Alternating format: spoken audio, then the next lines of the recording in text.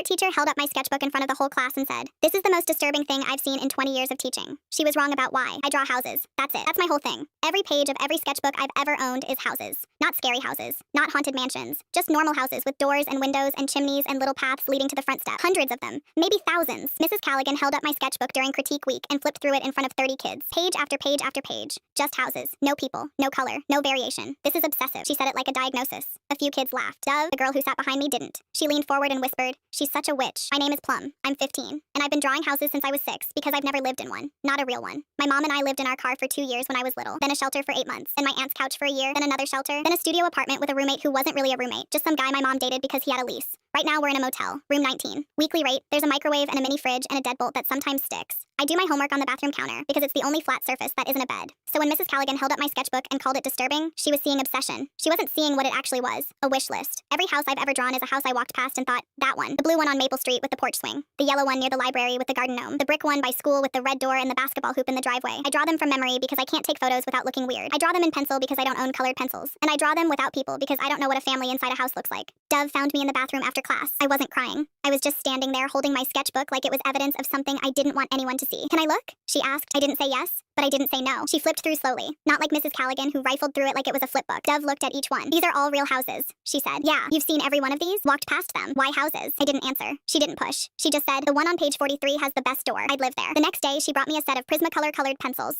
72 pack, still in the plastic. "These are expensive," I said. "My grandma gave me a gift card I was never going to use. I can't take these." "You're not taking them. I'm investing. I want to see what those houses look like in color." I colored the page 43 house that night on the bathroom counter. Red door, blue shutters, green lawn, yellow window light. It was the first time one of my houses looked warm. A week later, Dove asked if I wanted to submit something to the district art show. I laughed. Mrs. Callaghan would never recommend me. You don't need her recommendation. I checked. Students can self-submit. I submitted 3 houses. The blue one, the brick one, and the yellow one with the garden gnome. Dove helped me mat them on cardboard from the recycling bin behind the grocery store. We used packing tape for the edges. They looked terrible and perfect. The show was on a Saturday. Dove drove me because I don't have a car. My mom was working a double. The 3 houses were hung in the student gallery between an oil painting of a sunset and a ceramic vase. They looked small. Then a woman stopped in front of them. She stood there for a long time. She was maybe 50. Glasses, scarf. She turned to me. "Are these yours?" "Yeah, these are real houses, aren't they?" "Yeah." "Why houses?" I looked at Dove. Dove nodded like she already knew what I was going to say. "Because I've never had one." The woman's eyes filled up. She didn't say anything for a second. Then she handed me a card. Her name was Lucia Venn. She ran a nonprofit that provided transitional housing for families. She'd been walking through the art show because her daughter had a piece in the adult gallery. She wasn't supposed to see my houses, but she did. My mom and I moved into a 2-bedroom apartment 6 weeks later through Lucia's program. Subsidized rent, 12-month lease. Our names on the mailbox. First night, I sat on the floor of my own bedroom with my sketchbook. Dove had texted me, "Draw the new one." I opened to a blank page and started. But for the first time, I drew a person standing in the doorway. It was me.